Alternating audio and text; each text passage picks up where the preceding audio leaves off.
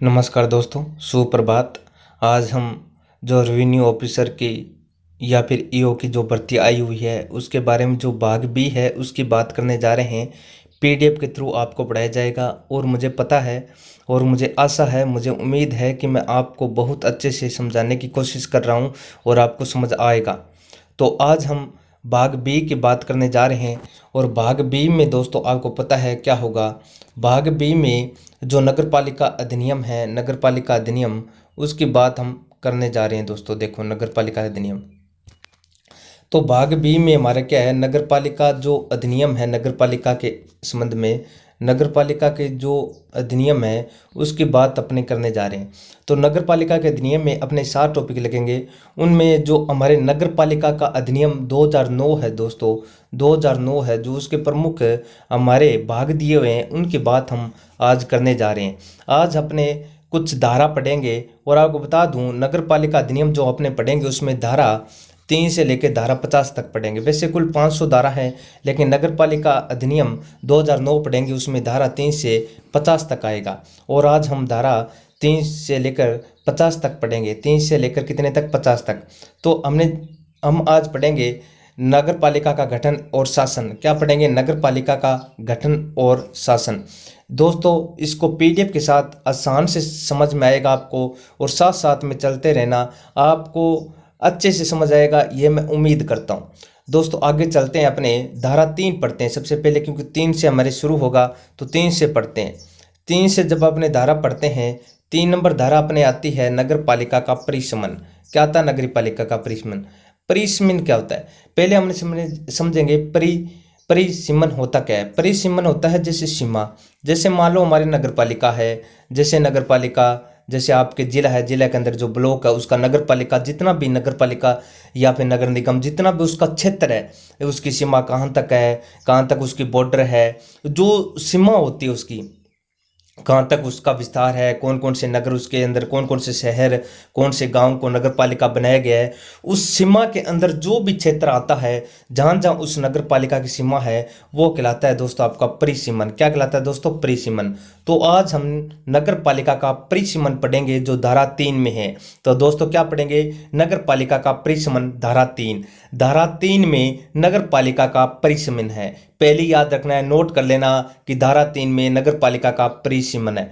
परिसीमन क्या होता है? जो भी नगरपालिका है, नगरपालिका के अंदर जो भी अपने उसकी सीमा के अंदर जो क्षेत्र, नगर या फिर शहर, और शहर कुछ गांव को जोड़कर भी एक नगरपालिका के अंदर जोड़ दिया जाता है, तो वो गांव भी उस शहर में शामिल हो जाएगा और नगरपालिका कहलाएगा। यानी जो भी सीमा, जो एक सीमा ब्लॉक या नगरपालिका के अंदर में जो भी सीमा के अंदर जो क्षेत्र आ रहा है वो परिसीमन कहलाएगा।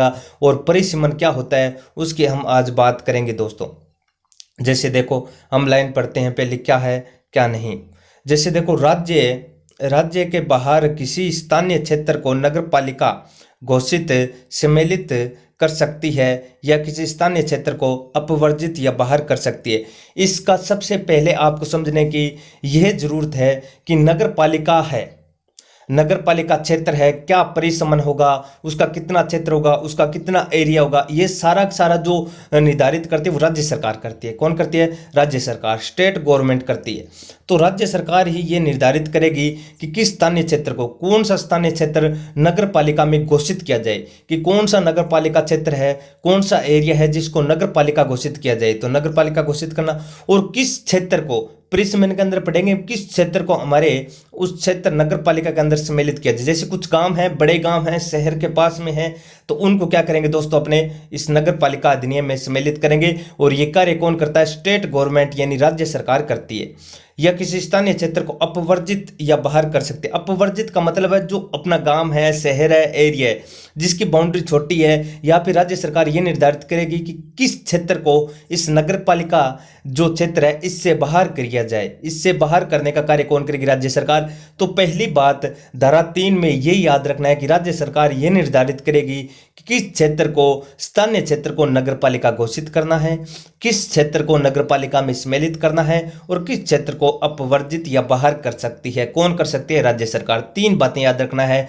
कि किसी क्षेत्र को, स्थानीय क्षेत्र को नगरपालिका घोषित करना, किसी भी क्षेत्र को नगर पालिका में सम्मिलित करना और किसी को अपवर्जित या बाहर निकालने का कार्य कौन करती है? हमारे राज्य सरकार करती है। नगर पालिकाओं की सीमा में परिवर्तन कर सकती है। ये यहाँ पे मैंने ये इस प्रकार लिखा है कि नगर पालिका, जो इसकी व्याख्या है, जो इसके नीचे बिंदु दिए उन बिंदुओं को पढ़ेंगे कि नगर पालिका की सीमाओं में परिवर्तन कर सकती है। राज्य सरकार नगर पालिकाओं में परिवर्तन किस किस प्रकार से क्या क्या परिवर्तन कर सकती है, उसके जो नीचे बिंदु दिए हैं उनको हम पढ़ेंगे।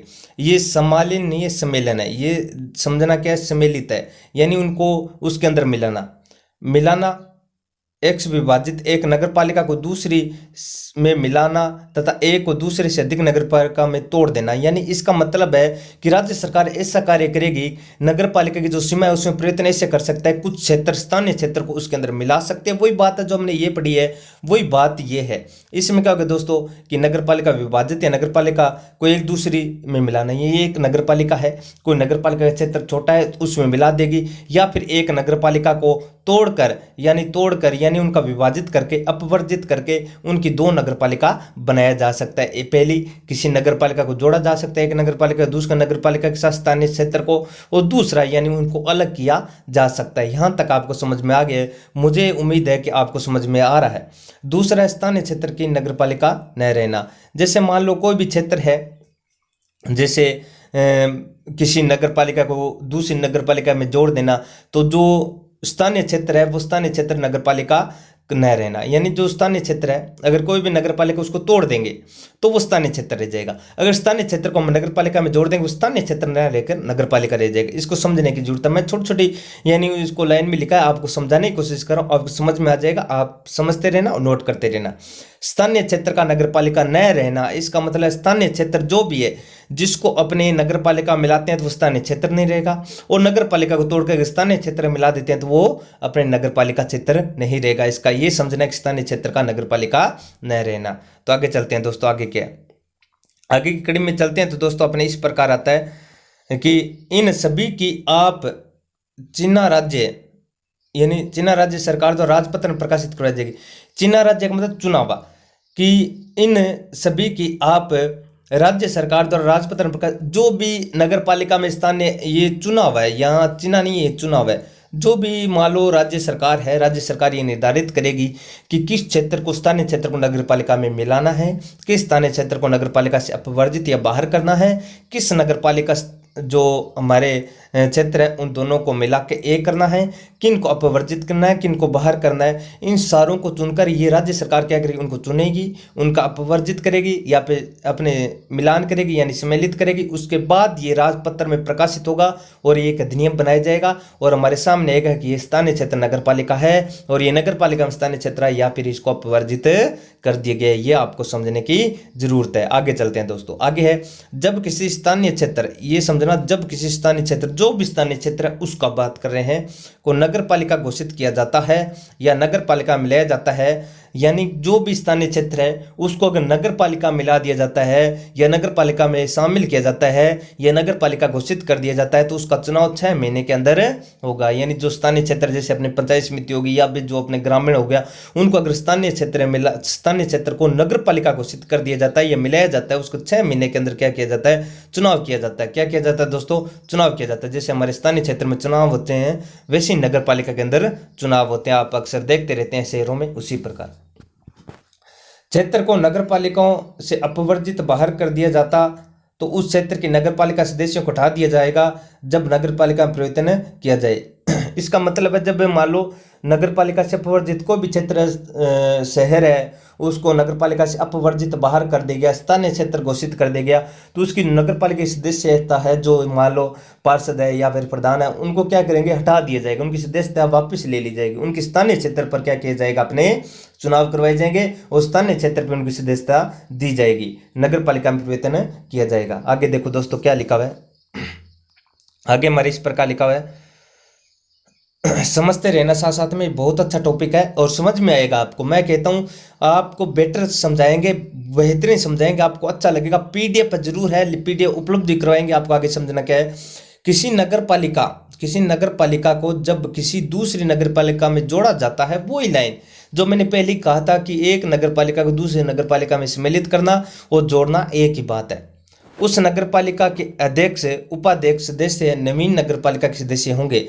जब मान लो किसी स्थानीय क्षेत्र को या नगर पालिका, जो भी नगर पालिका है, एक नगर पालिका को दूसरे नगर पालिका स्थानीय क्षेत्र को जोड़ दिया जाता है, यानी उनके एरिया को एक नगर पालिका, दूसरी नगर पालिका एरिया छोटा है, दोनों को मिला दिया जाएगा।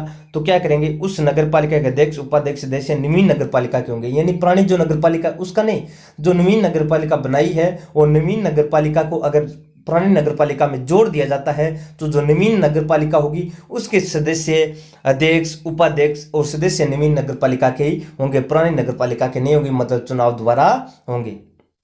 आगे देखो, जो सदस्य आगे दिए हुए इसकी,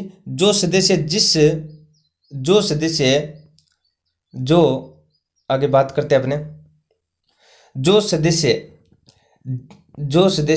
जिस क्षेत्र का प्रतिनिधित्व, क्या दिया हुआ है, जो सदस्य जिस क्षेत्र का प्रतिनिधित्व कर रहे हैं, यानी जो सदस्य जिस क्षेत्र का, जिस नगर पालिका, जिस स्थानीय क्षेत्र का प्रतिनिधित्व कर रहे हैं, वो उस नगर पालिका के सदस्य होंगे। मान लो कोई नगर पालिका किसी नगर पालिका के अंदर मिलाई है, किसी स्थानीय क्षेत्र को नगर पालिका घोषित की है, और उस क्षेत्र के जो सदस्य प्रतिनिधित्व कर रहे हैं वो नगर पालिका के सदस्य होंगे। लगातार कार्य करेगी यदि जल्दी विघटित न कर दी जाए। वो 5 साल तक, मान लो जब तक चुनाव नहीं होते, जब तक वो कार्य करेगी, निरंतर कार्य करेगी, जब तक वो विघटित नहीं हो जाती। विघटित का मतलब होता है समाप्त हो जाना, ठीक है ना। तो जब तक वो समाप्त नहीं हो जाती, जब तक वो सदस्यता अपना काम करेंगे।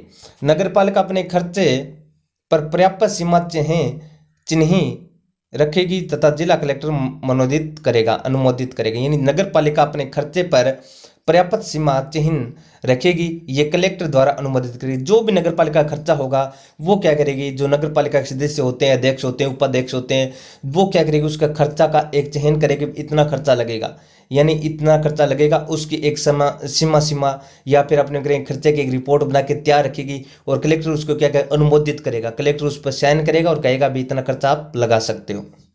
आगे देखो दोस्तों, क्या है, जब कोई स्थानीय क्षेत्र नगर पालिका नहीं रहता तो उसके नगर पालिका निधि, संपत्ति, अधिकार, दायित्व राज्य सरकार में निहित हो जाएंगे। यानी जब कोई स्थानीय क्षेत्र नगर पालिका नहीं रहता, यानी जब कोई स्थानीय क्षेत्र नगर पालिका नहीं रहा, उसको अलग कर दिया, अपवर्जित कर दिया, स्थानीय क्षेत्र नगर पालिका नहीं रहता तो उसकी नगर पालिका निधि, संपत्ति, अधिकार, दायित्व राज्य सरकार में निहित हो जाएंगे। यानी उसके जो भी संपत्ति, निधि, अधिकार, जो कानून बनाने के अधिकार थे या फिर प्रतिनिधित्व करने वाले अधिकार थे, वो राज्य सरकार में निहित हो जाएंगे। उनके आगम यदि कोई हो वह न उस नगर पालिका के फायदे के लिए खर्च किए जाएंगे, जैसा राज्य सरकार आदेश दें। कि राज्य सरकार ये निर्धारित करेगी उसके जो आगम है या फिर उस नगर पालिका का खर्चा है वो किस प्रकार से व्यय होगा, अगर वो स्थानीय क्षेत्र में बदल दिया जाए। नगर पालिका की बात करेंगे, अगर वो स्थानीय क्षेत्र में बदल दिया जाए और वो नगर पालिका नहीं रहता, उसके बारे में बात की गई। ये राज्य सरकार के अंडर में होता है, राज्य सरकार इसका निर्धारण करेगा। आगे देखो दोस्तों क्या होता है, आगे इस प्रकार है, यदि कोई स्थानीय क्षेत्र नगर पालिका नहीं रहे, वही बात है ऊपर वाली, उसका नीचे समझाया हुआ है कि यदि कोई स्थानीय क्षेत्र नगर पालिका न रहे, पहली बात कि स्थानीय क्षेत्र है, पहले नगर पालिका था, उसका अपवर्जित कर दिया, अब वो नगर पालिका नहीं है, सिर्फ स्थानीय क्षेत्र है, और उसे किसी अन्य स्थानीय प्राधिकारी अधिकारिता में सम्मिलित कर दिया जाए तो उस क्षेत्र में निहित नगर पालिका निधि, संपत्तियां या दायित्व अब स्थानीय प्राधिकारी के दायित्व की संपत्तियां हो जाएगी। यानी कोई स्थानीय क्षेत्र था, जब नगर पालिका था तो नगर पालिका के अधीन था। नगर पालिका जो सदस्य थे, प्रतिनिधित्व थे, वो क्या करते थे, उसका मतलब रेखा जोखा कर बनाते थे, लेखा जोखा जो भी बनाते लेखा जोखा, और वो अपने कलेक्टर उसका अनुमोदित करते थे। राज्य सरकार द्वारा राजपत्र में उसको प्रकाशित किया जाता था और ये पता लगता भी नगर पालिका घोषित कर दिया गया है। लेकिन अब वो नगर पालिका से वंचित हो गया, नगर पालिका से अपवर्जित कर दिया गया, बाहर कर दिया गया, तो उसका जो लेखा जोखा या जो भी अब उसका प्रतिनिधित्व करेगा तो वो स्थानीय प्राधिकारी करेगा। स्थानीय प्राधिकारी आपने पता है कि स्थानीय प्राधिकारी जैसे अपने ग्राम पंचायत, पंचायत समिति पढ़ते हैं, उस प्रकार से उसका प्रतिनिधित्व करेगा। उसमें किसी प्रकार का नगर पालिका का संपत्तियों का दायित्व या संपत्ति का कोई प्रभुत्व नहीं रहेगा। सिर्फ किसका रहेगा, अपने किसका रहेगा, स्थानीय नगर पालिका का नहीं रहेगा, स्थानीय प्राधिकारी का रहेगा। समझ में आ रहा है दोस्तों, आगे पढ़ते हैं। 5 नंबर, जब किसी स्थानीय क्षेत्र को किसी नगर पालिका से हरा या अपवर्जित, हरा का मतलब यहाँ हरा गलत लिखा है, बाहर लिखना था। क्या लिखना था, बाहर। क्या लिखना है दोस्तों, बाहर। तो ये हरा लिखा गया, ये बाहर है। जब किसी स्थानीय क्षेत्र को किसी नगर पालिका से बाहर या अपवर्जित कर किसी दूसरी नगर पालिका में जोड़ दिया जाता है, यानी कोई स्थानीय क्षेत्र है वो एक नगर पालिका में सम्मिलित था, समझना, लेकिन वहां पे क्या किया राज्य सरकार ने, उस नगर पालिका से उसको हटा दिया और दूसरी नगर पालिका में जोड़ दिया। तो क्या होगा इसके बारे में अब हम कट पड़ेंगे। तो उसकी नगर पालिका निधि, संपत्तियां, दायित्व को राज्य सरकार द्वारा दूसरी नगर पालिका को घोषित कर देगी। राज्य सरकार ये निर्धारित करेगी, राज्य सरकार ये आदेश करेगी, राज्य सरकार ये जो अपना गजट पत्र है, ये जो अपना राजपत्र है उसमें ये प्रकाशित करेगी कि ये स्थानीय क्षेत्र है वो दूसरी नगर पालिका में निर्धारित कर दिए गए और उसके खर्चे, निधि, संपत्तियां, दायित्व है जो राज्य सरकार दूसरी नगर पालिका को उसको सौंप देगी कि आप इसके प्रति कार्य करो, क्योंकि उस नगर पालिका से ये अलग हो गया है। दोस्तों आगे पढ़ते हैं, क्या आगे देखो दोस्तों, क्या यदि कोई आवास गृह, भंडार गृह आदि दो या अधिक पास जुड़ी हुई क्या होता है, जुड़ी हुई नगर पालिका क्षेत्रों की सीमाओं के भीतर हो तो राज्य सरकार उसकी नगर पालिका घोषित या घोषणा करेगी। यानी यदि कोई आवास गृह, भंडार गृह यदि दो या दो से अधिक जुड़ी हुई नगर पालिका क्षेत्रों की सीमाएं के भीतर स्थित हो तो राज्य सरकार उनकी नगर पालिका घोषणा की। जो भी आवास गृह है, भंडार गृह है जो नगर पालिका के क्षेत्र के परिसीमन के अंदर आती है तो राज्य सरकार उसको क्या करेगी दोस्तों, तो उसको राज्य सरकार क्या करेगी, नगर पालिका के अंदर, सीमा के अंदर रखेगी और उसके खर्चे वो नगर पालिका को सौंपेगी। आगे देखो दोस्तों, क्या 7 नंबर, आज धारा 3 ही पढ़ेंगे अपने। जब किसी स्थानीय क्षेत्र को नगर पालिका में जोड़ा या सम्मिलित किया जाता है तो नगर पालिका के सभी नियम कानून उस पर लागू होंगे जब तक कि राज्य सरकार अन्यथा न चाहे। कि जब किसी भी स्थानीय क्षेत्र को नगर पालिका में जोड़ दिया जाता है या सम्मिलित कर दिया जाता है तो नगर पालिका के सभी नियम कानून है उस पर लागू होंगे। जब लागू होंगे, जब ये क्या करेगी, अपनी राज्य सरकार इसको चाहेगी। राज्य सरकार जब राजपत्र में घोषित कर देगी कि उस स्थानीय क्षेत्र को नगर पालिका घोषित कर दिया गया है तब भी क्या होगी, नगर पालिका के सभी नियम कानून उस स्थानीय क्षेत्र पर लागू हो जाएंगे और स्थानीय क्षेत्र ना कहलाकर वो क्या कहलाएगा, नगर पालिका परिसीमन या फिर क्षेत्र कहलाएगा। आगे देखो, जब किसी गांव को नगर पालिका क्षेत्र विनिर्दिष्ट कर दिया जाता है, जब कोई गांव है और वो बड़ा गांव है, शहर कितने हैं और शहर नगर पालिका के क्षेत्र में आ रहा है, नजदीक है, तो राज्य सरकार क्या करेगी, उसको गांव को नगर पालिका क्षेत्र में विनिर्दिष्ट कर देगी। किसी क्षेत्र को गांव से अपवर्जित कर नगर पालिका क्षेत्र में सम्मिलित कर दिया जाए तो निम्नलिखित परिणाम होंगे। जब मान लो को गांव है, नगर पालिका के क्षेत्र के एरिया के पास में है तो उसका परिसीमन किया जाएगा और नगर पालिका के क्षेत्र में जोड़ दिया जाएगा तो उसके निम्नलिखित बिंदु इस प्रकार होंगे। ऐसा क्षेत्र गांव नहीं रहेगा, जो क्षेत्र गांव था, स्थानीय क्षेत्र था, उसको नगर पालिका मिला दिया तो वो गांव नहीं रहेगा, वो क्या रह जाएगा, नगर पालिका क्षेत्र रह जाएगा।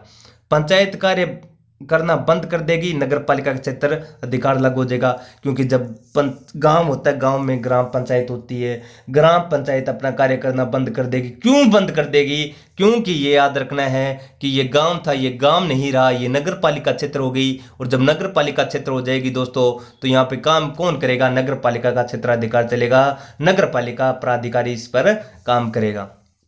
आगे देखो दोस्तों, गांव को नगर पालिका घोषित कर दिया जाए, सरपंच, उप सरपंच, वार्ड पंच, नगर पालिका के अध्यक्ष, उपाध्यक्ष व सदस्य घोषित कर दिए जाएंगे। मान लो को गांव है, गांव में जो सरपंच है या फिर उप सरपंच है, वार्ड पंच है, तो नगर पालिका क्या करेगी, उनको नगर पालिका जो सरपंच है उसको अध्यक्ष घोषित कर देगी, उप सरपंच उसको उपाध्यक्ष घोषित कर देगी, जो वार्ड पंच है यानी उसको क्या कर देगी, सदस्य घोषित कर देगी। यानी उनका जो पदाधिकारी या फिर जो प्राधिकारी है उनका जो पद है वो वही बना रहेगा, लेकिन जो सरपंच है वो अध्यक्ष बन जाएगा, उप सरपंच है वो अपना उपाध्यक्ष बन जाएगा, वार्ड पंच जो अपने वार्ड के अनुसार होता है वो सदस्य घोषित कर दिए जाएंगे।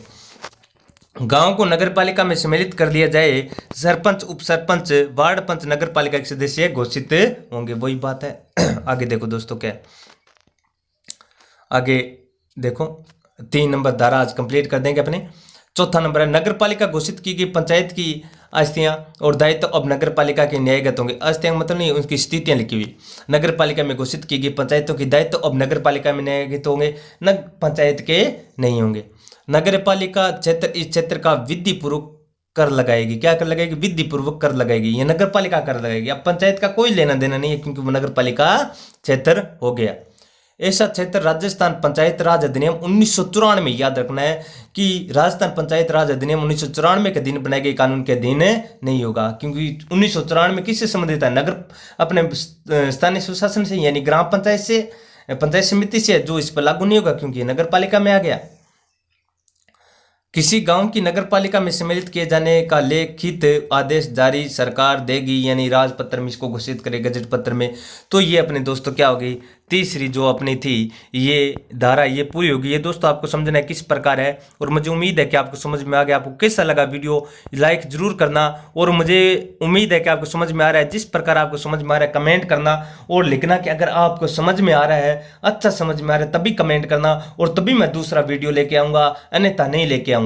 क्योंकि आपको पसंद ही नहीं आ रहा है, आपको समझ ही नहीं आ रहा है, दूसरा वीडियो लाने का कोई मतलब नहीं है, कोई मतलब नहीं है। अगर आपको समझ आ रहा है तो दोस्तों कमेंट कर देना, क्या कर देना, कमेंट कर देना, लाइक कर देना, शेयर कर देना।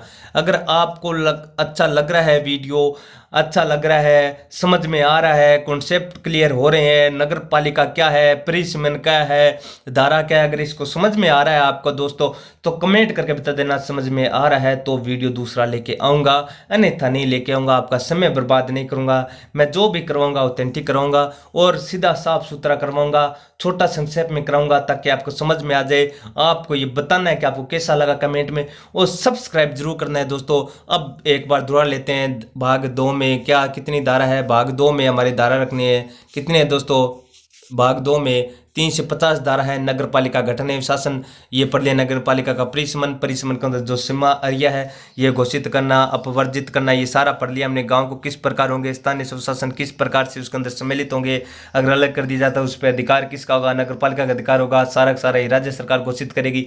ये सारा हमने पढ़ लिया। तो कल अपने पढ़ेंगे धारा 4। ये आप बता देना आपने वीडियो देखा, आपको कैसा लगा, कमेंट, शेयर, लाइक और सब्सक्राइब करके जरूर बताना। धन्यवाद। यूं ही जुड़े रहें, आपकी नई क्लास आपके कमेंट के आधारित होगी। धन्यवाद।